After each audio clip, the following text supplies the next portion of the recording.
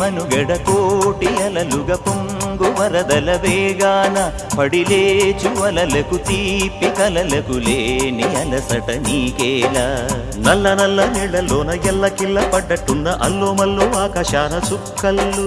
అమ్మాయంటి జాబిల్లమ్మ అబ్బాయంటి సూర్యుడమ్మ ఇంటి దీపాలవ్వాలంట దిక్కుళ్ళు